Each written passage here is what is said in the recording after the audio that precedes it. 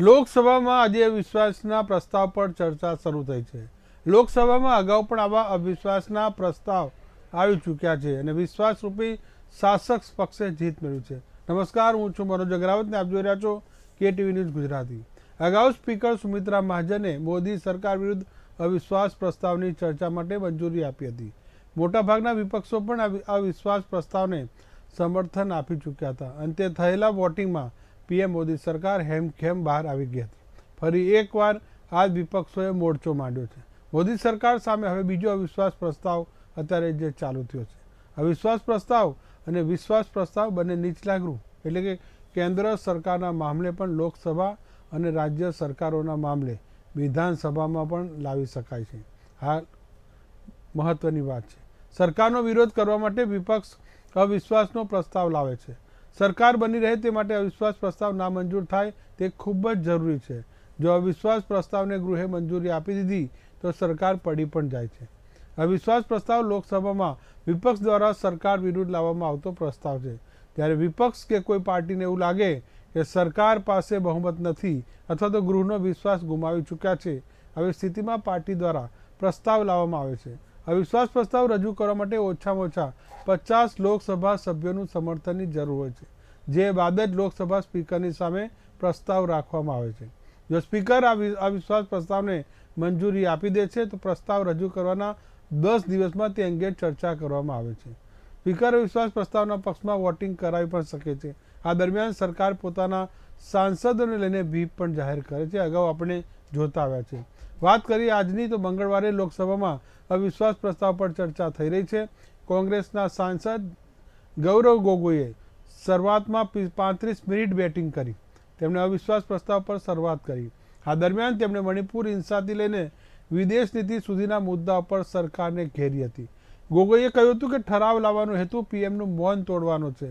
BJP વતી નિશિકાંત દુબેએ કહ્યું કે સોનિયા ગાંધીનો એક જ ઉદ્દેશ છે, દીકરાને સેટ કરવાનો અને જમાઈને ભેટ આપવાનો।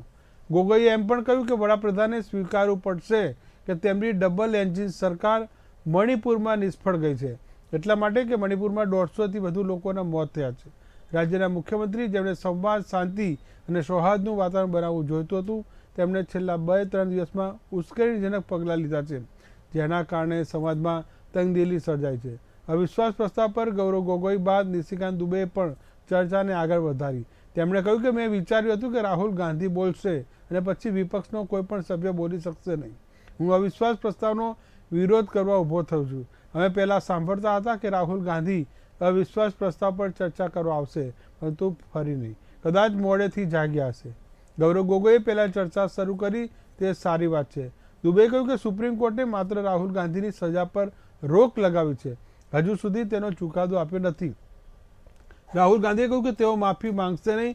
બીજું તેઓ કહે છે કે તે સાવરકર નથી, તમે ક્યારેય સાવરકર નહીં બની શકો। સાવરકરે 28 વર્ષ જેલમાં વિતાવ્યા હતા। આવો સાંભળીએ આજે લોકસભામાં सांसदों શું કર્યું। सर, हमारी मांग स्पष्ट थी कि देश के मुखिया होने के नाते प्रधानमंत्री सदन में आए, अपनी बात रखे, अपनी संवेदना प्रकट करे और उस पर सारे पार्टी समर्थन दे और मणिपुर को एक संदेश जाए कि इस दुख की घड़ी में पूरा सदन मणिपुर के साथ है, हम मणिपुर में शांति चाहते हैं। ये हमारी अपेक्षा थी, ये हमारी अपेक्षा थी। लेकिन अफसोस की बात है कि ऐसा नहीं हुआ। प्रधानमंत्री महोदय ने एक मौन व्रत लिया कि सदन में ना लोकसभा में कुछ बोलेंगे, ना राज्यसभा में कुछ बोलेंगे, और इसीलिए अध्यक्ष महोदय ये नौबत आनी पड़ी कि हम अविश्वास प्रस्ताव के द्वारा प्रधानमंत्री मोदी जी का मौन व्रत हम तोड़ना चाहते हैं। सर, साफ साफ 3 सवाल है प्रधानमंत्री महोदय से। सवाल पहला कि आज तक वो मणिपुर क्यों नहीं गए। राहुल जी गए, इंडिया अलायंस के विभिन्न पार्टीज गए, गृह मंत्री जी गए, MOS होम गए, पर देश के मुखिया होने के नाते प्रधानमंत्री मोदी जी क्यों नहीं गए, ये है सवाल पहला। सवाल दूसरा कि लगभग 80 दिन क्यों लगे प्रधानमंत्री मोदी जी को मणिपुर पे कुछ बोलने के लिए, और जब बोले तो सिर्फ 30 सेकंड के लिए बोले, और उसके पश्चात आज तक भी प्रधानमंत्री मोदी जी की तरफ से ना कोई संवेदना का शब्द, ना कोई शांति की याचना। मंत्री मंडल बोल रहे हैं कि हम बोलेंगे, हम बोलेंगे। आप बोलें, आपको किसी ने नहीं रोका, लेकिन प्रधानमंत्री मोदी जी एक प्रधानमंत्री होने के नाते उनके शब्दों में जो महत्व है वो किसी मंत्री के शब्दों में नहीं है। माफ कीजिएगा, प्रधानमंत्री मोदी जी अगर प्रधानमंत्री होने के नाते एक शांति की पहल करें, उस कदम में जो ताकत है वो किसी मंत्री या किसी सांसद में वो ताकत नहीं है, एक प्रधानमंत्री होने के नाते।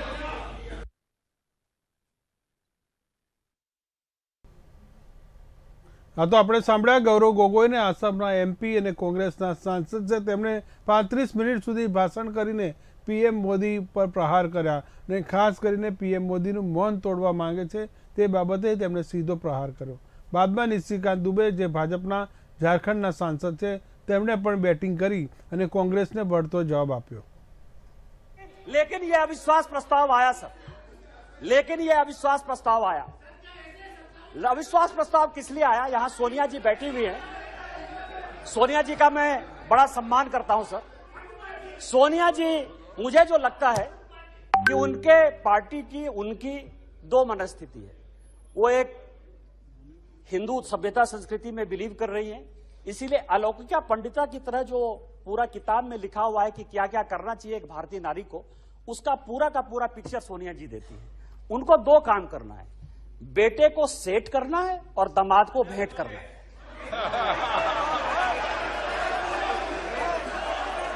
अरे जिसका नेम ले रहा है वो बोले ना, जिसका नेम ले रहा है वो बोले, ये लोग क्यों बोल रहे हैं? अध्यक्ष जी, जिसका नाम लिया जा रहा है वो सदन में मौजूद है, वो ऑब्जेक्शन नहीं कर रही है। दूसरे क्यों कर रहे हैं ऑब्जेक्शन? दूसरे क्यों ऑब्जेक्शन कर रहे हैं? वो खुद सदन में मौजूद है, उनको कोई ऐतराज नहीं है। दूसरे ऐतराज करने वाले कौन होते हैं? जब ऑलरेडी सदन में लोकसभा की माननीय सांसद मौजूद है और वो ऐतराज नहीं कर रही है, तो दूसरे ऐतराज करने वाले कौन होते हैं? अब आप समझे सर, मैंने दोनों बातें कही कि बेटे को सेट करना है और दामाद को भेंट करना है। मैं अपने बात पर कायम हूं सर। आप ये समझे सर, ये केस है सर, इनकम टैक्स का केस चल रहा है। नेशनल हेराल्ड का इनकम टैक्स का एक केस चल रहा है ट्रिब्यूनल में। मैं जो भी पेपर कहेगी कांग्रेस, मैं on the floor of the house जो है इसको रखने को तैयार हूं। और यदि इसमें एक भी बात गलत होगी तो मुझे आप सदस्यता से उसी दिन निकाल दीजिएगा सर। लेकिन कांग्रेस पार्टी को सुनना चाहिए सर। इनकम टैक्स अथॉरिटी ने कहा कि ये फाउंडेशन के जितने इनके केस है, नेशनल हेराल्ड के जितने केस है, उसकी असेसमेंट करें। हाई कोर्ट का आदेश सर, हाई कोर्ट का आदेश आ गया, हाई कोर्ट का आदेश आ गया कि इसको जो है सेंट्रलाइज करना। ये हाई कोर्ट का आदेश है सर। अभी ये सुप्रीम कोर्ट चले गए। अब आप समझिए कि इनकम टैक्स से बचने के लिए 1 लाख रुपया देके कोई 5,000 करोड़ की कंपनी ले सकता है। ये मैडम सोनिया जी और राहुल जी बता सकते हैं सर, कोई दूसरा नहीं बता सकता। और ये कह रहे हैं कि केवल हमारे ऊपर ये चीजें होती है। यहां जीएम सिद्धेश्वर बैठे हुए सर, हमारे पार्टी के सांसद हैं जीएम सिद्धेश्वर। अब भी 80 करोड़ रुपया उन्होंने इनकम टैक्स में भरा है सर। यदि मोदी जी आपको चोर कहने की बात करते हैं तो अपने पार्टी के भी लोग जो दोषी हैं उनको भी 80 करोड़ रुपया दिया। मैं ऑन रिकॉर्ड कर रहा हूं सर, जीएम सिद्धेश्वर को 80 करोड़ देना पड़ा। बीजेपी के 4 बार के सांसद हैं और आप इनकम टैक्स के लिए बचाव करने के लिए सुप्रीम कोर्ट जाने की बात करते हो। लेकिन यह अविश्वास प्रस्ताव आया सर, लेकिन यह अविश्वास प्रस्ताव आया। अविश्वास प्रस्ताव किस लिए आया? यहां सोनिया जी बैठी हुई है, सोनिया जी का मैं बड़ा सम्मान करता हूं सर।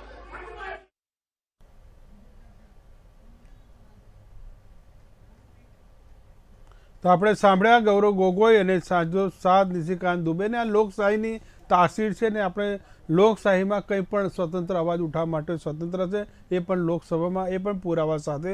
હવે આપણે ચર્ચા કરવા માટે અલગ અલગ જે મહાનુભાવો આપણી સાથે જોડાયા છે. કોંગ્રેસથી સંજય ગઢવી છે નેતા કોંગ્રેસ, સાથોસાથ ભાજપથી રાકેશ ગોસ્વામી, રાજકીય વિશ્લેષકની વાત કરીએ તો જ્યોતિ અમીન, વાસુદેવ પટેલ અને પ્રિયવર્ધન શાહ, તમામનું ખૂબ ખૂબ સ્વાગત છે. શરૂઆત આપણે કરીશું સંજય ગઢવીથી, કોંગ્રેસના નેતા છે. જી સંજયભાઈ નમસ્કાર.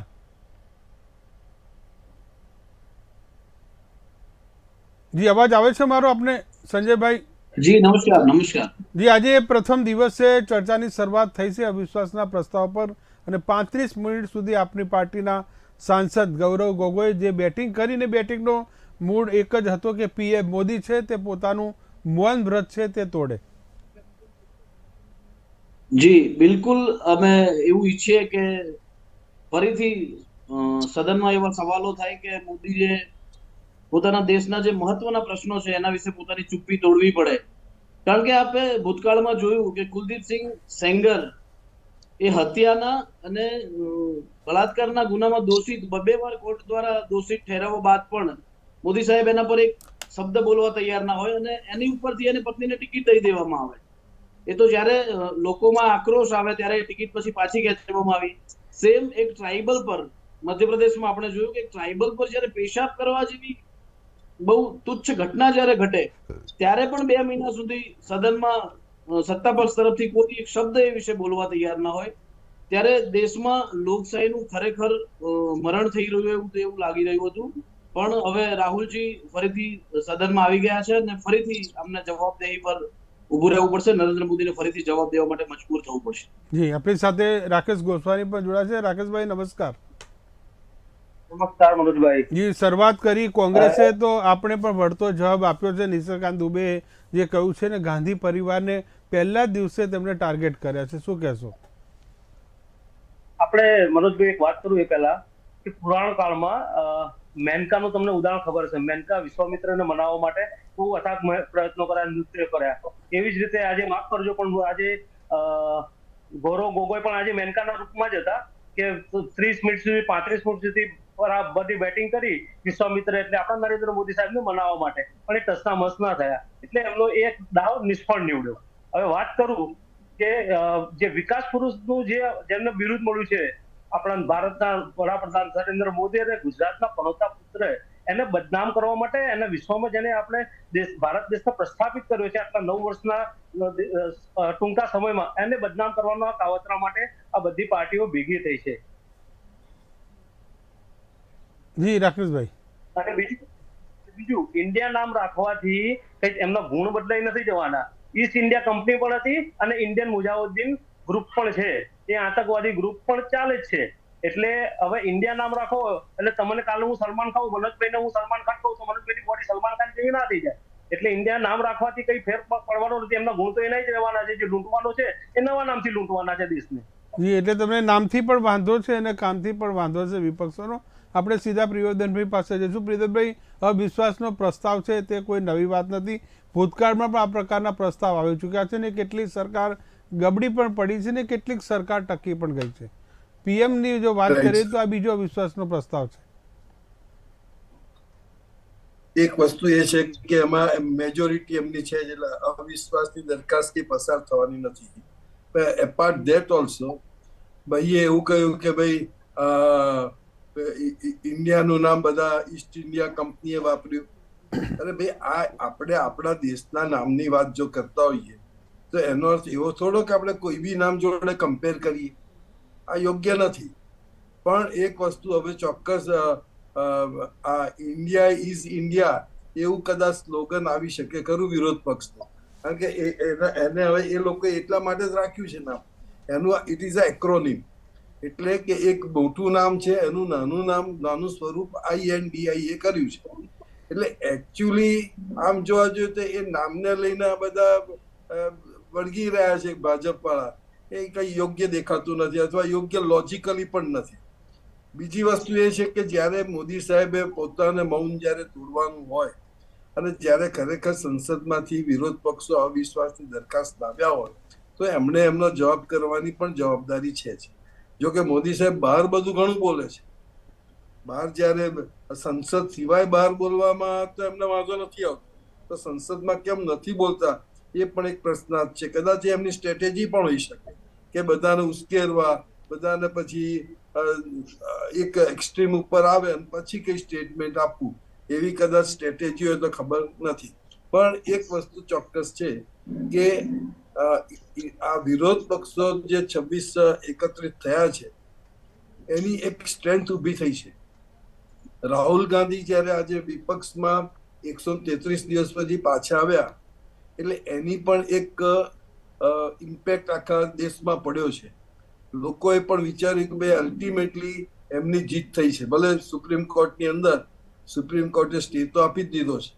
સુપ્રીમ કોર્ટે એવું પણ કહ્યું કે ભાઈ આ એવું નહોતું કે એમાં કઈ તમારે 2 વર્ષની સજા કરવાની હોય, અને અલ્ટિમેટલી એમને સ્ટે આપ્યો છે એટલે it is in the favour of Rahul Gandhi. અને એક બીજી વસ્તુ આપણે જો જોઈએ, એનું એનાલિસિસ કરીએ તો આજે જે રીતે એમને દૂર કરવામાં આવ્યા અને જે રીતે હવે એમને પાછા તરત લઈ લીધા છે, પણ એ જે દૂર કરવાની જે સિસ્ટમ હતી, જાણે કે અગાઉથી ખબર હતી કે ભાઈ અમને આ જજમેન્ટ આવવાનું જ છે અને બધી તૈયારીઓ થઈ ગઈ. એટલે આ એક જરા અજુગતું લાગે અને એમ લાગે કે આ કંઈક રંધાઈ રહ્યું હોય અથવા પહેલેથી પ્લાનિંગ થયેલું હોય એવું પણ ચોક્કસ દેખાય છે. એટલે આખી વસ્તુમાં એક ડેમોક્રેસીની જો વાત કરતા હોઈએ તો ડેમોક્રેસીની એક સિસ્ટમને કંઈક ભંગ થતો હોય અથવા ક્યાંક એવું લાગે કે ભાઈ આ ડેમોક્રેસી ખરેખર છે ખરી, આવું પણ એક પ્રશ્નાર્થ ઉભો થાય છે. એટલે આપણે ખરેખર આ પણ એક વિચારવાનું છે. 2024ની જયારે ચૂંટણી આવી રહી છે ત્યારે ડેફિનેટલી વિરોધ પક્ષો પણ પોતાનો વિરોધ પણ પ્રગટ કરશે, પોતાનો એટેક પણ ચાલુ રાખશે અને સામે ભાજપ અને એમના પક્ષો પણ એનો સામનો પણ કરશે. પણ એક વાત ચોક્કસ છે કે વિરોધ પક્ષો માટે મંજિલ બહુ દૂર છે. આજે એમની જે તાકાત છે અથવા જે રીતે તાકાત પાછી આવી છે તો એ જોતા એવું લાગે કે ભાઈ અત્યારે હજી 70-30 રેશિયોમાં છે. એટલે હજી તો એમણે બહુ મંજિલ આખી દૂર છે. એમણે પોતાની વિશ્વસનીયતા પણ ઊભી કરવી પડશે. વિશ્વસનીયતા એટલા માટે કહું છું કે બધા ક્યાંક ને ક્યાંક ખરડાયેલા છે એવું મોદી સાહેબે સાબિત કરી આપ્યું છે. બધાના સામે ક્યાંક ને ક્યાંક કોઈ કેસ ચાલે છે અને એ બધા કેસને કારણે લોકોને એમ લાગે છે કે ભાઈ આવા નવા લોકો આવશે એટલે ખરેખર એમના માટે પણ એ લોકો એમની પરિસ્થિતિની આર્યા પાર કરો યા મરોની સ્થિતિ આપણે જે વિપક્ષો માટે જોઈ રહ્યા છો કે ગમે તે રીતે તમામ એનર્જી લઈને એક સાથે સામૂહિક રીતે બીજેપીને સત્તા પરથી દૂર કરવું પડશે. આપણે સીધા ફરી આપણી પાસે કરવું છે એના માટે વિશ્વસનીયતા ઊભી કરવી પડે. જી આપણી પાસે ફરી હજી સુધી લોકોના મગજમાં ગોઠવાઈ નથી. જી ફરી આવીશ આપણી પાસે. હજુ સમયની સાથે ઘણા બધા પત્તા ખુલશે, શતરંજમાં નવા નવા મોહરા ગોઠવાશે સમય આવે પ્રમાણે. જી આપણે જ્યોતિબેન અમીન પાસે જઈએ. જ્યોતિબેન, જે વાત છે આજે પહેલો દિવસ છે અવિશ્વાસના પ્રસ્તાવની, લોકોની નજર હતી કે આજે રાહુલ ગાંધી સંસદમાં પહેલા દિવસે બોલશે, પણ થયું ઊંધું. ગૌરવ ગોગોઈએ તેમના સ્થાને જે બેટિંગ કરીને એવા દેશના તેમણે પ્રાણ પ્રશ્નો જે રજૂ કર્યા કે જે આ દેશની જનતા જાણવા માંગતી હતી. મનોજભાઈ, મૂળ વાત એ છે કે વાત રજૂઆત કરવાની હતી. કોણ કરે છે અગત્યનું નથી, કોણ કેવી રીતે કરે છે ને એ અગત્યનું છે, મુદ્દો અગત્યનો હોય છે.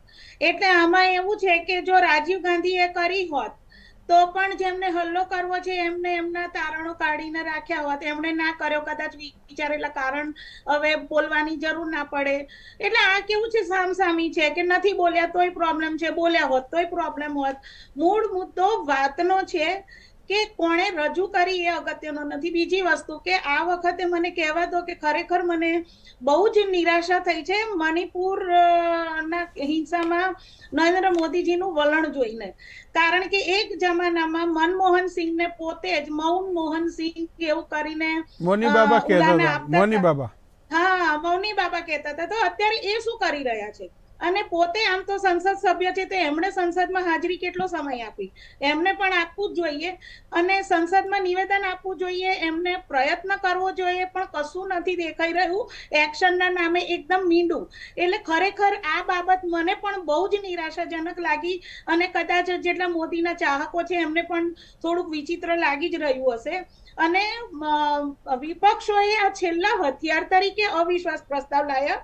અત્યાર સુધીની હિસ્ટ્રીમાં 28 વખત અવિશ્વાસ પ્રસ્તાવ આવ્યો છે અને એકે વખત સફળ નથી થયો. એક વખત સફળતાની આશા હતી પણ મોરારજી દેસાઈએ એની પહેલા જ રાજીનામું આપી દીધું હતું.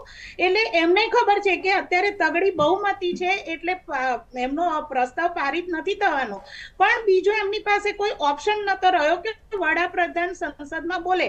આ તો બોલવાની તો વાત દૂર રહી, એ પોતે તો આવતા જ નથી, ઉદ્ઘાટનોમાં પણ બિઝી રહે છે અને આ વસ્તુ જનમાનસમાં અસર કરી રહી છે. હું લોકોની પ્રતિનિધિ તરીકે બોલી રહી છું કે જ્યાં હું અત્યારે જોઉં છું બધા એ જ કહે છે કે ઉદ્ઘાટનો કરવા સમય છે પણ મણિપુર જવા સમય નથી. એટલે ગૌરવ ગોગોઈએ આ દાખલો આપ્યો, પશ્ચિમ બંગાળનો આપ્યો, તમામનો આપ્યો કે જ્યારે પીએમનું ત્યાં ભાષણ ચાલતું હતું ને મણિપુર સળગી રહ્યું હતું, તો આ તમામ બાબતો તેમણે લોકસભા સમક્ષ સ્પીકર સમક્ષ મૂકી છે. આપણે વાસુદેવભાઈ અત્યારે જે સંસદમાં નિવેદનબાજી થઈ રહી છે ને મનોજભાઈ, એ એકદમ ચીપ સ્તરની થઈ રહી છે. ખરેખર સંસદની ગરિમાને લાયક બિલકુલ નિવેદનો કે જવાબો નથી અપાઈ રહ્યા.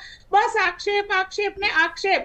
અને ભૂતકાળ જે લોકો નેતાઓ મરી ગયા અને એમનો બીજો જન્મ થઈ ગયો હશે ને બીજા જન્મના 5મા દાયકામાં એ લોકો પહોંચી ગયા હશે, પણ હજી એ જ નેતાઓને એ જ ભૂતકાળની વાતો કરે. પણ તમે તૈયારી જો કે અવિશ્વાસનો પ્રસ્તાવનું મૂળ કારણ મણિપુર હતું. સરકારને પણ ખબર છે કે તેઓ ઘેરાઈ શકે છે, તો એક જ મુદ્દા પર ઘેરાઈ શકે કે મણિપુર, કારણ કે મણિપુર પર તેમણે પહેલેથી ચૂપકેદી થઈ છે અને એ જ હુમલો વિપક્ષો કરવાના છે.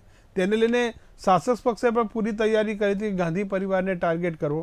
આપણે વાસુદેવભાઈ પાસે જઈશું. વાસુદેવભાઈ, વાત એ છે કે મણિપુર મુદ્દે પીએમ મોદીનું મૌન કેમ?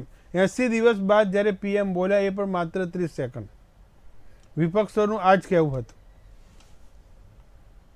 વિપક્ષ જે અવિશ્વાસનો પ્રસ્તાવ લાવ્યો છે એ સરકાર પાડી દેવા માટે નથી, એ તો બહુમતીના આધારે સ્પષ્ટ છે. પરંતુ જે વિષય ઉપર સરકાર, કેન્દ્ર સરકાર અને રાજ્ય સરકાર યોગ્ય પગલા લેતું નથી એ બધાને દેખાઈ રહ્યું છે. હમણાં બહેને પણ આ વિષય બહુ આકરી રીતે કીધું કે મને બિલકુલ આ પસંદ નથી આવ્યું. એટલે મૂળ વાત એવી છે કે રાજ્ય સરકાર અને કેન્દ્ર સરકારને યોગ્ય પગલા લેવા માટે બાધ્ય કરવા માટેની આ દરખાસ્ત છે. અવિશ્વાસ એટલે જે સંસદીય પ્રણાલીમાં જે વ્યવસ્થાઓ ગોઠવાઈ હોય વ્યવસ્થામાં જવું પડે. એટલે આ એકમાત્ર એવો એમની પાસે વિકલ્પ હતો, કારણ કે એમને આગળ પણ એની ઉપર જે ચાલી હતી કે ભાઈ તમે ચર્ચા આપો તો 2-2.5 કલાકમાં અમારે નથી જોઈતી, અમારે લાંબી ચર્ચા જોઈએ છે. એ પણ એમાં જ હતું કે ઓલા કે તમે ભાગો છો ને ઓલા કે તમે ભાગો છો. 10 દિવસ બીજા 10 દિવસ આપણે આજ સાંભળવાનું છે સંસદમાં. હા, એટલે આમાં શું છે કે જે સિસ્ટમ ડેવલપ થઈ છે ને, અમે પણ ઘણા વર્ષોથી રાજનીતિ ને સંસદ ને બધી કાર્યવાહી બધી જોતા આવ્યા છીએ. સાધારણ રીતે વિપક્ષ છે એ સત્તા પક્ષને સવાલ કરતો હોય છે અને સત્તા પક્ષ એના જવાબ આપતો હોય છે. આ એની પહેલી સરકાર આવી છે કે જે પોતે સવાલ કર્યા કરે છે, જેની જવાબદારી છે જવાબ આપવાની, એ સવાલ ઉભા કર્યા કરે છે.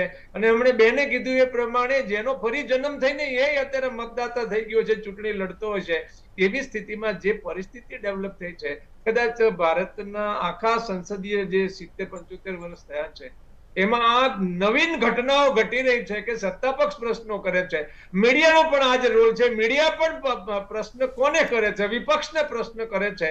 એટલે આ એક લોકશાહીની અતંદુરસ્ત પ્રણાલી ડેવલપ થઈ રહી છે. અને અવિશ્વાસના દરખાસ્તના આધારે જે કઈ થશે આમાં, અને બીજું આ અગાઉ પણ સુપ્રીમ કોર્ટે પણ આજે હું પહેલી વખત આવી બધી ઘટનાઓ જોઈ રહ્યો છું કે જેમાં સુઓ મોટો લઈને કોર્ટે બહાર આવવું પડે, આગળ આવવું પડે, કહેવું પડે. કોર્ટે કીધું કે હું પગલા લઈશ, પછી વડાપ્રધાન શ્રી 26 સેકન્ડ માટે કશું બોલે. એટલે આ છે ને તંદુરસ્ત લોકશાહીની નિશાની નથી. તંદુરસ્ત લોકશાહીમાં દરેકને વર્તવાની એક સિસ્ટમ છે કે વડાપ્રધાન હોય તો પછી એમને વડાપ્રધાન તરીકે કામગીરી કરવાની હોય, લોકો પ્રશ્ન પૂછે ને જવાબ દેવાના હોય. જવાબ જ ના દેવા હોય તો વડાપ્રધાન થવાની જરૂર શું છે? આ તો એક એને કે જવાબદારી વાળી જગ્યા છે અને જવાબદાર વાળી વ્યક્તિ જવાબ ન આપે પણ 80 દિવસ સુધી બોલે નહીં, જ્યાં રાજ્ય સળગી રહ્યું છે, લોકો મરી રહ્યા છે, આગ લાગી રહી છે, કારણ ઘણા બધા છે, એમાં એક જ કારણ છે એવું નથી, પણ ઘણા બધા કારણોને લીધે, પણ મૂળ તો અંતે તો સરકારની જવાબદારી છે. જે સરકાર 93 મહિનાથી કશું કરી નથી શકતી એવી રાજ્ય સરકાર આજે પણ ત્યાં ચાલુ છે, એનો મુખ્યમંત્રી એનોય ચાલુ છે, મુખ્યમંત્રીને તો એટલીસ્ટ બદલી શક્યા હોત. એટલે કુલ મળીને અવિશ્વાસનો પ્રસ્તાવ લાવવા પાછળ કાંઈ પણ નથી થઈ રહ્યું, એમાં કાંઈક થાય એવો એફર્ટ જેમ ન્યાયતંત્રે કર્યો એ રીતે સંસદે પણ કરવું જોઈએ, વિપક્ષે કરવું જોઈએ. વિપક્ષ એની ભૂમિકા બજાવવાનો પ્રયત્ન કરતી હોય એવું મને લાગે છે.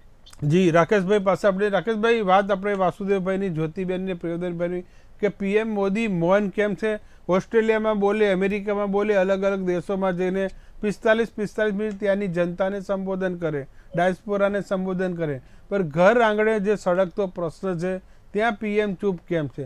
ગૃહમંત્રી જઈ આવ્યા, એમઓએસ જઈ આવ્યા, વિદેશમાં તમામ નેતાઓ જઈ એટલા સુધી કે વિપક્ષો પણ જઈ આવ્યા, પણ પીએમ મોદી મણિપુરનો પ્રવાસ કરતા નથી કે કંઈ બોલતા નથી. મનોજભાઈ, જે પણ ગૃહમંત્રી જે આવ્યા છે ત્યાંના મુખ્યમંત્રી પણ છે, એ બધા જ રિપ્રેઝેન્ટેટિવ ગૃહમંત્રી પોતે પણ ભારત સરકારના પ્રતિનિધિત્વ કરી રહ્યા છે. અને બીજી વસ્તુ કે જે મણિપુરમાં 1947 પછી લગભગ 17 થી 18 આવા તોફાનો થયા છે, આપણે કદાચ ખ્યાલ હશે, અને એમાં 1992માં 750 લોકો મૃત્યુ પામ્યા હતા. એ વખતના ગૃહમંત્રીએ ખાલી ને ખાલી ફક્ત તમારી જાણ માટે 3 કલાકની મુલાકાત લીધી હતી. ત્યારે આપણા ગૃહમંત્રી ઓલમોસ્ટ 3 દિવસ ત્યાં રહીને આવ્યા છે. એ સંવેદનશીલતા બતાવે જ છે. અને હવે 1992 ની વાત પછી કહેશે બેન એવું કહેશે કે 1992 ની વાત ક્યાં લાવો છો, જન્મ થઈ ગયો, વોટ આપી દીધા, અને બધી વાતો કરવાની વાતો છે. પણ જે માણસ જઈને આવે છે, તમારે એવું કેમ છે કે એવો તમે કેમ રાખો છો કે પ્રધાનમંત્રી જ બોલે? ગૃહમંત્રી પોતે બોલ્યા છે, ગૃહમંત્રી પોતે 3 દિવસ જઈને રહી રહ્યા છે. અરે રાકેશભાઈ, એમને રાકેશભાઈ બોલવાથી કે 3 દિવસ રહેવાથી પરિસ્થિતિમાં કોઈ ફરક પડ્યો ખરો? પરિસ્થિતિનું નિર્માણ કેમ થયું છે એનું કારણ આપણે પહેલા બી નહીં, આપણે આગ ઠારવાની છે, આપણે સળગાડવાની નથી. આપણે આગ ઠરે એમાં પ્રયત્નો કરો. મનોજભાઈ, હું ત્યાં જ આવું છું. આ જે વંશીય હિંસાઓ થઈ રહી છે એનું કારણ શું છે એ જાણવાનો કોઈ પ્રયાસ કર્યો જ નથી. 1971માં નહેરુજીએ ત્યાંના પાદરીને સર્વેલન્સ તરીકે બેસાડ્યા હતા. આજે હિન્દુઓ ત્યાં 13% થી ઓછા થઈ ગયા છે, લઘુમતીમાં હિન્દુઓ આવી ગયા છે. આ જ વંશીય કારણ આટલા વર્ષોથી ચાલી રહ્યું છે, એના જ આ તોફાનો ચાલી રહ્યા છે. એનું રીઝનમાં મૂળ કોંગ્રેસ છે અને માછલા ધોવા છે ભાજપ ઉપર. અચ્છા, એટલે આગ પાછળ કોંગ્રેસ છે તમે એમ કહી રહ્યા છો, એટલે આગ ટળતી નથી. હા, આપણે સંજય ગઢવી વંશીય હિંસાનો દોર કોંગ્રેસના જમાનાથી ચાલુ છે. જી, એટલે એની પાછળ, આગની પાછળ જે તમે ફ્યુલ બતાવ્યું કોંગ્રેસનું છે એમ કહી રહ્યા છો. આપણે સંજય ગઢવી પાસે જઈશું. સંજયભાઈ, જે મણિપુરમાં જે આગ જે સળગી રહી છે 90 દિવસથી, હવે તો દિવસ પણ વધી ગયા, 110 ઉપર થઈ ગયા છે, પણ આગની પાછળ વિપક્ષ કોંગ્રેસ છે તેવું રાકેશભાઈનું કેવું છે? હવે ખબર એ નથી પડતી કે આ લોકો અને નહેરુજીના નામે ક્યાં સુધી એમના પાપ જોતા રહેશે. એક ગરોળી ફરતી હોય, આખો દિવસ જીવડા ખાય અને પછી પાછળ એક મહાનુભાવના ફોટાની પાછળ સંતાઈ જાય, એમ કાયમની માટે આ લોકોની નીતિ રહી છે કે નહેરુજીના ફોટાની પાછળ આ ભારતીય જનતા પાર્ટી નામની ગરોળી કાયમ માટે छिपावવાનો નિરર્થક પ્રયત્ન કરતી રહી છે. એ ગરોળી અત્યારે કોંગ્રેસમાં તમને સાંભળ્યા ને ભાઈ? મેં હવે તમે સાંભળો. જી રાકેશભાઈ, આપણે હા રાકેશભાઈ કીપ ક્વાઇટ. હા બોલો સંજયભાઈ, બોલો. હું સાત જ છું, અંગ્રેજીમાં બોલજો એટલે તમારે રાકેશભાઈ તમારા આખો દિવસ બોલશો તો બી અંગ્રેજીમાં બોલી શકીએ. રાકેશભાઈ, આપણી પાસે ઘણો બધો સમય છે, હજુ આપણે સંજયભાઈને મોકો આપીએ. જી સંજયભાઈ બોલો. કોઈ ગુનેગારને તમે પકડો અને તમે એમ કહો કે ભાઈ તે ચોરી કેમ કરી, તો એ ગુનેગાર તમને ભૂતકાળમાં થયેલી ચોરીઓ ગણાવવા માંડે કે આમ થયું, તેમ થયું, ફલાણું થયું, પણ એનાથી પોતે ગુનેગાર મટી નથી જતો. સેમ એવી રીતે ન થયેલી ઘટનાઓ ઘટાવીને, એકદમ ખોટી વાતો કરીને આ લોકો પોતાને નિર્દોષ સાબિત કરવાનો નિરર્થક પ્રયાસ કાયમની જેમ કરતા આવ્યા છે. એટલે એકદમ તદ્દન પાયા વિહોણી વાત કરવાની કે રાહુલજી આવું કર્યું હતું, નહેરુજી આવું કર્યું હતું, ઇન્દિરાજી આવું કર્યું હતું, પણ અત્યારના સમયમાં ત્યાં આગળ ગૃહમંત્રી કોના છે? ભારતીય જનતા પાર્ટીના. કેન્દ્રમાં ગૃહમંત્રી કોના છે? તો ભારતીય જનતા પાર્ટીના. પ્રધાનમંત્રી કોણ છે? તો કે નરેન્દ્રભાઈ. ત્યાંના મુખ્યમંત્રી તો કે ભારતીય જનતા પાર્ટીના. તમારી જોડે બધા સંસાધનો છે, તમે સંપૂર્ણ રીતે ત્યાં સત્તામાં છો, છતાં પણ તમે ત્યાં કંટ્રોલ નથી કરી શકતા. ભૂતકાળ જે થયું એ સુધારવાની બીજી વાત છે, ચલો માની લો કે ભૂતકાળમાં કઈ ઘટના ઘટી છે, પણ ભૂતકાળ સુધારવાનો નથી. અત્યારની સ્થિતિને કાબુમાં લેવા માટે કોની જવાબદારી મને છે? તો સંપૂર્ણપણે નાના બાળકને પણ ખબર પડે એવી સ્પષ્ટ વાત છે કે ભારતીય જનતા પાર્ટીની જવાબદેહી બને છે, અને એની માટે નરેન્દ્ર મોદી જવાબ દેવા માટે કાયમ છાન ગપ્પા જ્યાં કરે અને લોકોની વચ્ચે આવતા ડરે. સાહેબે કીધું ને, હમણાં શાહ સાહેબે વાત કરી કે સદનમાં કેમ બોલતા નથી. સદનમાં ટેલિપ્રોમ્પ્ટર નથી હોતા, એટલા માટે નરેન્દ્ર મોદી સદનમાં નથી બોલતા. બાકી રેડિયો પર તો મનની વાત કરવા માટે એમની પાસે ટેલિપ્રોમ્પ્ટરની વ્યવસ્થા છે. એટલે ફક્ત ને ફક્ત પ્રજાને ગેરમાર્ગે દોરવા સિવાય કોઈ રસ્તો નથી આ લોકો પાસે. બીજું આ લોકો પાસે કોઈ કારણ જ નથી. જી સંજયભાઈ, આપણે પ્રિયોદનભાઈને સાંભળે. પ્રિયોદનભાઈ, જે વાત આપણે સાંભળીએ છીએ કે મૂળ મુદ્દાને વળગી રહેવાની, મૂળ મુદ્દાને ભટકાવવાની અને મૂળ મુદ્દાને છુપાવવાની 3 વસ્તુ છે આ લોકશાહીના મંદિરમાં. આમાં એક સ્ટોરી મને એ યાદ આવે છે કે બકરીનું બચ્ચું અને વરુ, એમાં એક નદી પાસે બચ્ચું પાણી પીતું હતું અને વરુ ઉપર ઊભું હતું ટેકરા ઉપર. પછી વરુ એવું કે ભાઈ તારું હેઠું પાણી આવે છે. પેલો વરુ કે ભાઈ સાહેબ ઉપરથી પાણી નીચે આવે છે, ક્યાંથી હેઠું આવે? પછી કે તું ત્યાં મને 3 મહિના પહેલા ગાળ દીધી. પેલો કે સાહેબ હજી હું જન્મ્યું છે, હજી 1.5 મહિનાનું છું, તો ક્યાંથી 3 મહિના પહેલા હું ગાળ આપું? તો કે મારી સામે બોલે છે એમ કરીને વરુ બચ્ચાને ખાઈ ગયું. એટલે આખી એક પરિસ્થિતિ અત્યારે લોકશાહીની અંદર કોઈ કંઈ પણ બોલે એટલે કંઈક એની સામેની જ વાત આવે. એની પહેલા ભાઈએ પણ કહ્યું અને હું પણ એ રિપીટ કરું છું કે ભાઈ આખી વસ્તુમાં દરેક વસ્તુના સવાલની સામે સવાલ કેમ હોય? જવાબ તો આવતો જ નથી. લોકો જવાબ માટે રાહ જોઈ રહ્યા છે. અને બીજી વસ્તુ એ કે જે કઈ પરિસ્થિતિ હતી 2014 થી અત્યારે 23 થઈ, 9 વર્ષના રાજ્યમાં જો એમની પાસે આખી એક વસ્તુનો કોઈ કંટ્રોલ ન આવ્યો હોય તો એ તો એમની નિષ્ફળતા છે. એમાં હવે કોંગ્રેસ ક્યાં આવી ગઈ? તમે 2014 થી કંટ્રોલ કરી જ શક્યા હોય તો એ કંટ્રોલ થયો નથી, અથવા જે કઈ પરિસ્થિતિ છે એને તમે સમજી શક્યા નથી અને એનો ઉકેલ પણ લાવ્યા નથી. તો આ ખરેખર ખૂબ જ ક્ષોભનીય બાબત પણ છે અને દયાજનક બાબત પણ છે. ને આપણે આ વસ્તુમાં વિરોધ પક્ષને વધારે સાચો હોય એમ લાગે છે. જ્યારે આજે ભાજપની બાજુનો જો જોઈએ તો ભાજપે કમસે કમ જે મૌની બાબા કરતા હતા તો એની સામે હવે મોદી સાહેબે મૌની બાબા થઈ ગયા છે. પણ સમાવ એ મૌની બાબા સાવ નથી, કારણ કે મનમોહનસિંહ તો બહાર પણ નહોતા બોલતા, આ તો બહાર તો બોલે છે. એટલે અંદર નથી બોલતા, અંદર સંસદમાં નથી બોલતા. એટલે એમને ખરેખર બોલવું પણ જોઈએ. અને કોઈ ઓથેન્ટિક માણસ, આજે જો ગૃહમંત્રી ત્યાં આગળ 3 દિવસ રહીને આવ્યા હોય તો એમણે એમનો રિપોર્ટ પણ રજૂ કરવો જોઈએ, પણ એ રિપોર્ટ રજૂ નથી થઈ રહ્યો. તો આખું એક બાજુ એમ લાગે કે ભાઈ વિરોધ પક્ષોની જે બાબત છે, જે પ્રશ્નો છે અને લોકોના જે પ્રશ્નો છે, લોકો સમજવા માંગે છે કે શું પ્રશ્નો છે, તો એ જવાબ કોઈને મળી રહ્યો નથી. અને એટલા માટે મને એવું લાગે છે કે ચોક્કસપણે આ અંગે મોદી સાહેબે પણ મૌન તોડવું જોઈએ અને જાહેરમાં નહીં પણ સંસદમાં પોતાની વાતની રજૂઆત કરવી જોઈએ. જી, આપણે જ્યોતિબેન પાસે જે જ્યોતિબેન વાત એ છે કે એક આજે ઓમ બિરલાએ સારી વાત કીધી કે પહેલાં આપણા લોકસભા અને રાજ્યસભાનું અલગ અલગ ટીવી હતા, હવે એક જ બંનેનું ભેગું થઈને સંસદ નામનું ટીવી થયું. આપણે કે ઉપર બધું જોવે છે, ભગવાન જોવે છે, તો આ બંનેની પ્રસારણની જે કાર્યવાહી લાઈવ થઈ રહી છે એટલે આખી દેશની તમામ જનતા જોઈ રહી છે કે આ સંસદમાં શું ચાલી રહ્યું છે. જ્યોતિબેન, આપનો ઓડિયો મ્યુટ છે. હા, અત્યારે મેં કીધું 1-અડધી મિનિટ જ રહી છે એટલે ફરી જોડાઈએ આપણે તો એ વધારે યોગ્ય રહેશે. નહીં તો હું એક વાક્ય બોલીશ ના પતી જવાનું. જી, આપનો મુદ્દો બરાબર છે. આપણે ફરી આપણી સાથે મળીશું. હવે એક લઈએ, જી સમય થયો છે એક નાનકડા વિરામ લઈએ.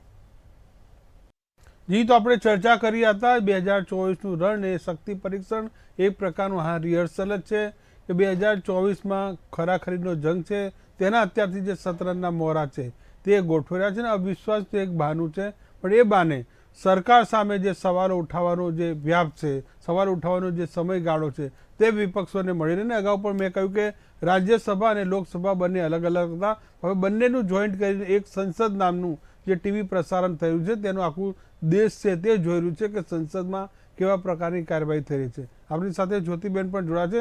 જ્યોતિબેન, એ છે કે વિપક્ષો અને શાસક પક્ષની જે તૈયારી, ભલે શાસક પક્ષનું મૌન હોય, વિપક્ષો જે સવાલ ઉઠાવે છે, પણ જનતા તો જોઈ રહી છે આ બધું.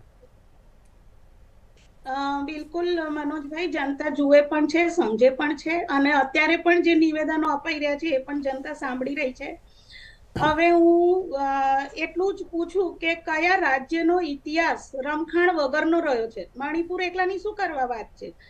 એક રાજ્ય એવું બતાવો કે જ્યાં આજ હિસ્ટ્રીમાં આજ સુધી કોઈ રમખાણ ના થયું હોય. એટલે અને મૂળ મુદ્દો એ છે કે જ્યારે તમને રાજ્ય મળ્યું હતું ત્યારે તો શાંતિ હતી ને, તો પછી અત્યારે હિંસા ભડકી છેલ્લા 3 મહિના પહેલા, તો એનું શું કારણ છે? એ કોઈ બધા સગવડપૂર્વક બધા ભૂલી જાય છે. 70 વર્ષ જૂની વાતો કાઢો છો નહેરુના ટાઈમની, પણ 3 મહિના પહેલા શું થયું હતું કે બંધ થયેલી શાંતિ હતી તો ત્યાં ફરી ભડક્યું.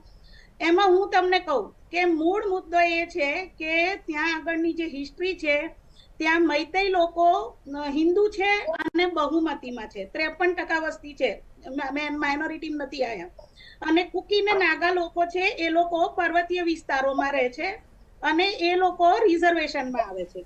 હવે થયું એવું કે ત્યાં આગળ નિયમ છે કે ત્યાં પર્વતીય વિસ્તારોમાં એ રિઝર્વેશન ના હોય તો ત્યાં જમીનો કોઈ ખરીદી ના શકે. એટલા માટે મૈતેઈને રિઝર્વેશનમાં આપવામાં આવ્યું. પહેલી વાત તો મૂર્ખતાવાળી એ જ હતી કે કોઈ દિવસ આખા રાજ્યની બધી પ્રજા રિઝર્વેશનમાં હોય, કોઈ દિવસ સાંભળ્યું છે એવું? મૈતેઈ, કુકી, નાગા બધા જ રિઝર્વેશનમાં આવી ગયા તો પછી રિઝર્વેશન વગરનું ત્યાં રહ્યું કોણ? મૂળ ખેલ જમીનોનો હતો. પછી અફીણની ખેતી કહેવામાં આવે છે કે ત્રાસવાદીઓ કહેવામાં આવે છે, પણ એના માટે તો એક્શન લેવાના હોય, રિઝર્વેશન આલવાની જરૂર નથી. રિઝર્વેશનને લીધે આ બધો થયો છે કારણ કે કુકી લોકોને તરત ખબર પડી ગઈ કે હવે અમારે ત્યાં જમીન પચાવવાનું ચાલુ થશે. અને આ બધું જ રાજકીય હતું પગલું, કારણ કે રાજકીય લોકોને જ જમીનોમાં વધારે પડતો રસ હોય. અને બીજું કે પહાડ વિસ્તાર હોય એટલે ત્યાં ખાણ કામ થાય, એ ઇલીગલ કરી શકે, ખાણ ખનીજનું એ પણ એક મોટિવ હોઈ શકે. એટલે આ બધું ત્યાં આગળ ભડકો થયો છે, એટલે એ વસ્તુ દબાઈ દીધી છે. અને પછી અફીણ થાય છે અને આ ખ્રિસ્તી લોકો કર્યા આમ તેમ, પણ એ બધું હિંસાનું કારણ નથી. હિંસાનું કારણ ફક્ત એક જ હોય કે લાભના ટકરાવ હોય. બીજી વસ્તુ કે છે કે ભાઈ અમે અમારા ગૃહમંત્રી ગયા, એટલે પહેલું તો જ્યારે રાજ્ય તમને આપ્યું હતું ત્યારે શાંતિ હતી, હમણાં થયું છે એટલે એ ત્યાંનો વાંક છે. બીજી વાત, આજે જ્યારે ડબલ એન્જિનની સરકાર ત્યાંના લોકોએ કરી તો તેમને રમખાણો સિવાય શું મળ્યું? હવે ફરી વખત ડબલ એન્જિનની સરકાર ઉપર કોણ વિશ્વાસ કરશે? કારણ કે આ બધી જવાબદારી આવે ને, સત્તા જોઈતી હોય તો સત્તા સાથે જવાબદારી આવે, અને એ ના નિભાવવી હોય તો સત્તાનો પછી મોહ છોડી દેવો. આજે 3 વિશ્લેષકો બેઠા છે જેમને અમારે કોઈ વિપક્ષ સાથે લેવા દેવા નથી, અને 3 એક અવાજે કહી રહ્યા છે કે આ મુદ્દે ખોટું થઈ રહ્યું છે, અને છતાં પણ એ વસ્તુ આગળ પહોંચાડવાની હોય, એક્શન લેવાના હોય, એના બદલે હજી પણ રદિયા આપવામાં આવે, એટલે એ પણ જનતા જુએ છે. બીજી વસ્તુ એ છે કે આજે પેલું શું કે આ બધું તમે જુઓ કે અવિશ્વાસ પ્રસ્તાવની જે હોહા થઈ ને, એની અંદર કાલે 12 બિલ પાસ થઈ ગયા, અને એ 12માંથી અમુક તો બિલકુલ થોડાક વિવાદાસ્પદ જેવા છે, પણ નથી એના મુદ્દે ચર્ચા થઈ, નથી એની વાતો મીડિયામાં આવી કે નથી લોકોને ખબર પડી. ખાસ કરીને તો જે ડેટા પ્રોટેક્શન બિલ છે તે, અને આ દિલ્હીની ઉપર જે વટહુકમ છે, એ બધા વિવાદાસ્પદ બિલ પાસ થઈ ગયા અને કોઈનું ધ્યાન નથી ગયું. એટલે આ જ વસ્તુ છે કે આમ આજે એક જવાબદારી માટે એક જે એમ એક વ્યક્તિત્વ કે એક નિવેદન હોવું જોઈએ, એ પ્રધાનમંત્રી નથી આપી રહ્યા. તો રાકેશભાઈ કહે છે કે પ્રધાનમંત્રીએ શું કામ આપવું જોઈએ, તો હું કહું છું કે એક કારણ આપો કે પ્રધાનમંત્રીએ શું કામ ના આપવું જોઈએ, જ્યારે એ તમારા વડા છે બધાયના, અને જ્યારે પોતાના છોકરાથી આ વસ્તુ જ્યારે પ્રોબ્લેમ સોલ્વ નથી થઈ રહ્યો તો પછી પિતાની જવાબદારી આવે કે નહીં?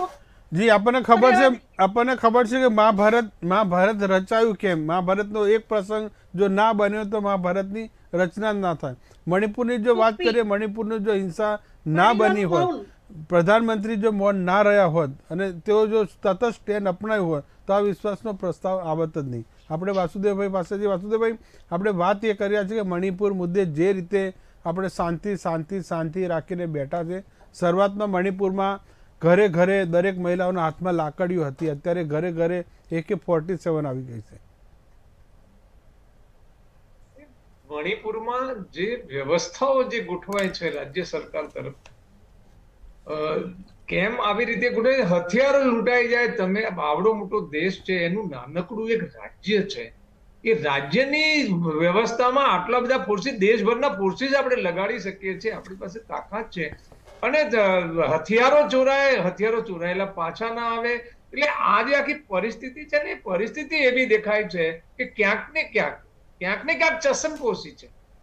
નહીતર લો એન્ડ ઓર્ડર સાચવવાનું કામ જેના હાથમાં છે, અને એમાં ગમે તે ફોર્સને લગાડી, એવું તો છે નહીં કે ખાલી પોલીસે જ કરવાનું હોય છે, બાકીના બધા ફોર્સિસ લગાડી શકાય છે.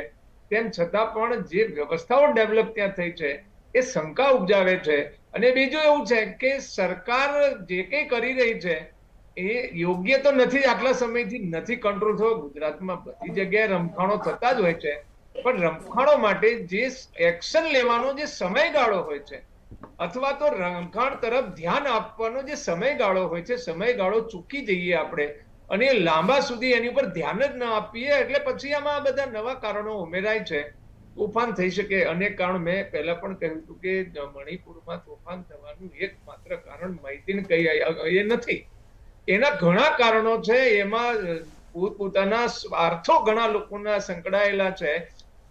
બીજું છે કે આ દેશમાં જે નીતિઓ એપ્લાય થઈ છે કે ભાગલા પાડો ને રાજ કરો, પરસ્પર લડાવો, એવી ભાષાનું નામ હોય કે જાતિનું નામ હોય કે જ્ઞાતિનું નામ હોય કે સંપ્રદાયનું, અંદરો અંદર લડાવો અને આપણે આપણા મતનો રોટલો શેકો.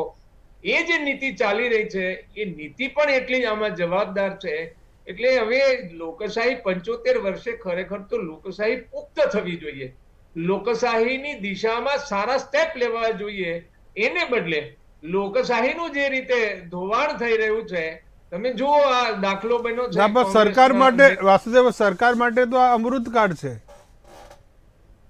આપણે તો સ્વાભાવિક છે ને કે પરિપક્વ લોકશાહીને પ્રસ્તુત કરવાને બદલે આપણે એના છીંડા શોધીને એનો ઉપયોગ કરીએ. ગુજરાતમાં ન્યાયતંત્રનો જે દુરુપયોગ થયો છે, એક અદાણી સામે જે રીતે આક્ષેપો થયા રાહુલજી દ્વારા, અને એના ઉપર ગુજરાતમાં જે ઘડી કાઢવામાં આવ્યું, સુપ્રીમ કોર્ટે પણ કહેવું પડ્યું કે એક પણ જગ્યાએ કારણ નથી બતાવ્યું કે 2 વર્ષની સજા કેમ આપી. એટલે ન્યાયતંત્રનો પણ જે રીતે દુરુપયોગ થઈ ગયો એવું કહેવું હોય તો પણ ખોટું નથી. એ આ જે છે ને લોકશાહીને નબળી પાડવાના પાસા છે ને. ખરેખર તો 75 વર્ષે એને સમૃદ્ધ થવાની જરૂર હતી. એટલે બેઝિકલી એવું લાગે છે કે આ દેશની વ્યવસ્થામાં જે જવાબદેહી વગરની જે વ્યવસ્થાઓ છે, બંધારણ બહુ સારું પણ બહુ મજાક બની ગઈ બંધારણ, એવી સ્થિતિ પેદા થઈ છે. એનું એકમાત્ર કારણ કોઈના ઉપર જવાબદેહીતા નથી. ન ભારત સરકાર ઉપર જવાબદાર છે, ન ભારત સરકારના તંત્ર ઉપર, ન રાજ્ય સરકાર તંત્ર ઉપર કોઈ જવાબદારી જ નથી. ડિલે ડિસ્ક્રિમિનેશન ડિસ્ક્રિશનરી ટેસ્ટથી વાપરે છે. એ દેશના હિતમાં હોય કે ના હોય ડીમ ફિટ કરીને જજમેન્ટ લખાય છે. આ જે છે ને આ લોકશાહી માટે બહુ કલંકિત ઘટનાઓ છે. આ કલંકિત ઘટનાઓ દિવસે દિવસે ઘટવી જોઈએ, એના બદલે વધે છે. એ આ મૂળ કારણમાં છે કે આ દિશામાં દેશે ફરી વિચાર કરવાની જરૂર છે. કદાચ એક રાજ્યમાં આ ધમાલ થઈ છે એટલે અવિશ્વાસનો પ્રસ્તાવ આવ્યો છે, સારી બાબત છે, પણ મૂળ બધા રાજકીય પક્ષોએ વિચાર કરવાની જરૂર છે કે રાજકીય પક્ષોની આ દેશમાં વિશ્વસનીયતા કેમ નથી, તમારા માટે અવિશ્વાસથી લોકો જુએ છે કેમ, એની ચિંતા કરવાને બદલે ફક્ત ભ્રષ્ટાચાર કરીને નાણાં ભેગા કરવા અને જેને કર્યો છે, કારણ કે વહીવટ જ એવી સ્થિતિમાં ચાલે છે, એવી સિસ્ટમ છે કે માણસ જેને આવકથી વધારે, કારણ કે ટેક્સેશન સિસ્ટમ જ ગલત છે આ દેશમાં, એટલે માણસ પાસે આવકના સ્ત્રોત કરતા વધારે મિલકત દેખાવાની સંભાવના છે. એટલે આ બધા વિષયોને ધ્યાનમાં રાખીને જ્યારે તંત્ર લોકોને ટાર્ગેટ બનાવી રહ્યું હોય, ઈડી હોય, CBI હોય કે ઇન્કમ ટેક્સ હોય, એને સ્પેશિયલ એટલે ગણતરીના લોકો ઉપર જ્યારે આ પ્રભાવ આવે છે ત્યારે લોકશાહી સામે પ્રશ્નો ખડા થાય છે. આ પ્રશ્નોનો ઉકેલ બધા મળીને શોધે એવી અમે તો એવી અપેક્ષા રાખીએ, ભગવાન બધાને સદબુદ્ધિ આપે કે લોકશાહી વ્યવસ્થામાં બધાનો વિશ્વાસ બને એ રીતે સરકારો કામ કરે. જી, તમારા ત્રણેય જે પેનલિસ્ટનું આપણે ચિંતાનું કારણ રાકેશભાઈને પૂછી લઈએ. રાકેશભાઈ, જે આપણા ત્રણેય ગેસ્ટ છે એમને જે ચિંતા જતાવી છે, તમારા મતે આ મુદ્દા મહત્વના છે કે સામાન્ય છે? સમય આવતા બધું ઠરી જશે? રાજકીય વિશ્લેષકોનું હું સન્માન કરું છું. એમને જે મુદ્દા ઉઠાવ્યા છે, લો એન્ડ ઓર્ડરની વાત હોય કે સરકારની જવાબદેહીની વાત હોય, એ સરકાર પણ સંપૂર્ણપણે જાણે છે અને એનો જવાબ પણ સરકાર આપશે. અને જેમ આપણને ખબર છે કે એક રોગ કોઈ હોય તો રોગની દવા કરવા માટે થોડોક સમય જોવે છે, એને કે કાલના કાલ મટી નથી જવાનું. તો એના માટે જે સરકાર છે કામ કરી છે, એક તબીબની તરીકે, એક સર્જનની તરીકે. એટલે રાકેશભાઈ કે કોરોના જે કોઈ વેક્સિન શોધવાની છે આમાં એવી? કોરોના જે કોઈ વેક્સિન 250 કરોડ ડોઝ આપ્યા છે એ વાત તમે ના ભૂલી જતા મનોજભાઈ. અને એટલા માટે જ આ દેશ અત્યારે આવી રીતે ચાલી રહ્યો છે. એ તમારા માધ્યમથી હું તમને કહી રહ્યો છું. મણિપુરની સમસ્યાનો હલ તમે વાત કરી, મનોજજી મને બોલવા દો. તમે જે કટાક્ષમાં વાત કરો છો ને, એ વેક્સિનના લીધે જ અત્યારે આપણે બધા એક સાથે બેઠેલા છીએ, એક સાથે ડિસ્કશન કરી રહ્યા છીએ. એટલે એને મજાકના સ્વરૂપમાં ના લેશો એટલી મારી વિનંતી છે તમને. જી બોલો. હા, એટલે જે સર્જનનું કામ હોય છે એ વાટકાપ કરીને જે તબિયત સુધારવાની વાત છે એ પણ મણિપુરના કેસમાં થશે જ. અને તમે આગળના સમયમાં જોશો. અને રહી વાત જવાબદેહીની, તો અવિશ્વાસનો પ્રસ્તાવ વિરોધ પક્ષો લાયા છે, તો કાલે કદાચ આંખ ના મારે અને હગ ના કરવા જાય એના કરતા કાલે સરકાર પક્ષ તરફથી જવાબો જે આવશે એની રાહ જુઓ. એટલે હા, 10 દિવસની રાહ ના જોવી પડે. પહેલા જો જવાબ મળી ગયો હોય તો આ વિશ્વાસનો પ્રસ્તાવ જ ના હોત. આપણે સંજય ગઢવી પાસે વિરોધ પક્ષ માને છે ક્યાં બીજા રાજ્યોમાં એમના જોડે બનતું નથી અને ઇન્ડિયા નામની સંસ્થાઓ બનાવી છે. જી, આપણે સંજયભાઈ પાસેથી લઈ લઈએ જવાબ. સંજયભાઈ. રાકેશભાઈની વાત સાથે હું સંમત છું. નરેન્દ્ર મોદી બહુ મોટા સર્જન છે અને એમના ઓપરેશન કરવાના હથિયારો કયા છે? ઈડી, આઈબી, પોલીસ તંત્ર અને બધી જે રાષ્ટ્રની સ્વતંત્ર એજન્સીઓ છે એ બધાનો હથિયાર તરીકે ઉપયોગ કરતા આવે છે. કોણ કોણ વાપરતું હતું એ જરા તમે પૂછી લેજો. રાજીવ ગાંધી દુનિયા જાણે છે જે હજારો દર્શકો કે કેટીવીના ન્યૂઝના કરોડો દર્શકો. again before I told you, don't speak I am before not interrupting you, but whatever you are saying, રાકેશભાઈ આપણે misusing the ED and EBN એટલે ED ને CBN નું તો તમે નામ લેશો જ નહીં. તમે પહેલા તમે ઉપયોગ કર્યો છે એનો જાહેરમાં તમારા પ્રમુખને પૂછી લેજો. તમારા પ્રમુખશ્રીને પૂછી લેજો અને પછી ડિબેટમાં આવો સાહેબ. સંજયભાઈ, પ્રમુખશ્રીને અને તમારા પ્રવક્તાને પૂછીને ડિબેટમાં આવો કે કોણ કરતું હતું. રાહુલજીને જે 2 વર્ષની મહત્તમ સજા સંજયભાઈ આપણે મૂળ મુદ્દા પર આવીએ. સંજયભાઈ આપણે રાકેશભાઈ આપણે સંજયભાઈને સાંભળી લઈએ. મૂળ મુદ્દા પર આવીએ કે અવિશ્વાસ પ્રસ્તાવનું જે મૂળ છે એ મણિપુર છે.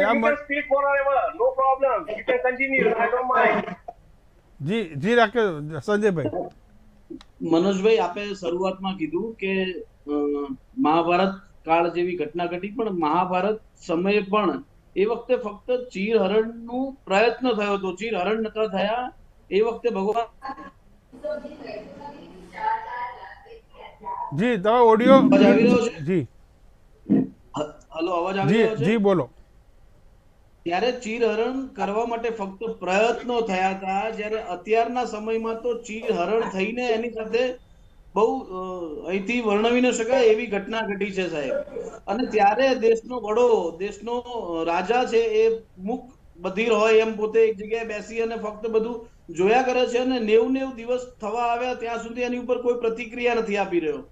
એટલે લોકશાહીનું પૂરેપૂરું હનન કરવામાં ભારતીય જનતા પાર્ટી કઈ બાકી નથી મૂક્યું અને કાયમ એવી ડંફાસો મારે કે એક અકેલા સબ પર ભારી એવા રાજા જેમ ડૂબતો તણખલું પકડે એમ 38 લોકો જોડે એમને અલાયન્સ કરવું પડે. ઇન્ડિયાએ તો ફક્ત 26 લોકો, અને એ લોકો એવા છે જે આમની નીતિઓના વિરોધમાં છે. એ કોંગ્રેસના સમર્થન કરતા ભારતીય જનતા પાર્ટીની ખોટી નીતિઓના વિરોધમાં વધારે છે.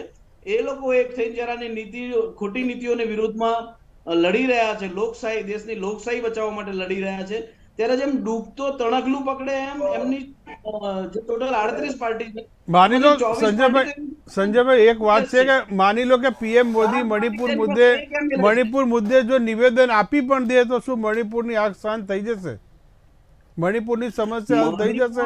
મુદ્દે નિવેદન આપવાથી કઈ થઈ નથી જવાનું, એની પર મક્કમ પગલા લેવા પડે. પણ છતાં પણ એક રાજા જોડે એક એવી આશા રાખતો હોય કે એની માટે બે સારા શબ્દો બોલે ને એમને સાંત્વના પાઠવે, એવી આશા પ્રજા રાખતી હોય છે. પણ એ આશામાંથી પણ આ તો ગયા. જે બે મીઠા શબ્દો કે બે સાંત્વનાના શબ્દો જો આપી શક્યા હોત તો પણ પ્રજાને થોડીક રાહત થઈ હોત, પણ એમાંથી પણ ગયા અને પોતે વિદેશ પ્રવાસે ઉપડી ગયા. એ દેશ માટે ખૂબ જ શર્મજનક વાત કહેવાય. અને વિદેશમાં જઈને દર 2 દિવસે એક એરપોર્ટ બને છે અને દરરોજના 2 યુનિવર્સિટીઝ બને છે. આવી ખોટી ખોટી ડંફાસો કરી અને ભારતની જે છબી છે એ છબીને ખરડવાનો ખૂબ ખોટો અને મોટો પ્રયત્ન કર્યો છે. એની માટે પ્રજા આ લોકોને માફ નહીં કરે અને 2024માં આ લોકોને એવો જાકારો મળવાનો છે કે જેની આ લોકોએ ક્યારેય કલ્પના નહીં કરી. જી રાકેશભાઈ. 36 જણા એનડીએ વાળા અને 26 જણા ઇન્ડિયા વાળા, તો એમને એકવાર જરા એમને ધ્યાન માટે કહી દઉં, એનડીએના 38 38 માંથી 12 પક્ષો એવા છે 0 બેઠક વાળા છે, જેની પાસે 0 બેઠક. 40 રાખીને ખુશ થાવ, 40 રાખીને ખુશ થાવ. ચલો બસ 2 તમને વધારામાં આપ્યા. તમારા જાણ ખાતર કહી દઉં કે જે તમારા પક્ષો છે 26 હોય કે 28 હોય, એને પોતાને અંદર બનતું નથી. પહેલા તો દરેક રાજ્યમાં તમે એકબીજાની સામે આવેલા, તમે એનડીએ ની વાત કરો છો. એનડીએ નો તમારો જાણ ખાતર કહી દઉં તમને કે 10 આજે 28 કે 38 તમે કહો છો, એમાંથી 10 થી 12 જણા તો લોકસભાનો ઉમેદવાર નથી એમની જોડે. એટલે તમે એક વસ્તુ સમજો કે જે રાજ્યોમાં લોકસભાનો ઉમેદવાર અમે ઉભા નથી રાખતા, એવી પાર્ટી જોડે અમારું ગઠબંધન છે. કારણ કે એ લોકોને અમે મજબૂત કરવા માંગે છે, એ સ્ટેટના લોકોને મજબૂત કરવા માંગે છે, એના માટે આ ગઠબંધન કરવામાં આવ્યું છે. તમને એ સિમ્પલ રીઝન નહીં ખબર પડે. જી કયું લોજિક ખબર નથી પડી. જે લોકો પાસે લોકસભાનો કે એમએલએ નથી, ભાઈ એમનું આપણે સૂત્ર છે સંજયભાઈ, સબકા સાથ સબકા વિકાસ. તમામ લોકોને સાથે રાખીને ચાલનારી પાર્ટી છે, એટલા માટે તમામનું ભલું તેવું ઈચ્છે. જનતાને સાથે રાખો, સબકા સાથ સબકા વિકાસ. જી રાકેશભાઈ, સંજયભાઈ, પ્રિયોદનભાઈ અને વાસુદેવભાઈ ને જ્યોતિબેન, આપનો ખૂબ ખૂબ આભાર. જે આપણે મહત્વની જે ચર્ચા કરીને આ હતું 2024નું રણ શક્તિ પરીક્ષણની જે અત્યારે તૈયારી ચાલી છે. આજે પ્રથમ દિવસ હતો અવિશ્વાસના પ્રસ્તાવનો, ને જેમાં પેટ ભરીને જે વિપક્ષે પ્રહાર પણ કર્યા અને સામે ભારતીય જનતા પાર્ટીએ તેમનો વળતો જવાબ પણ આપ્યો. નમસ્કાર.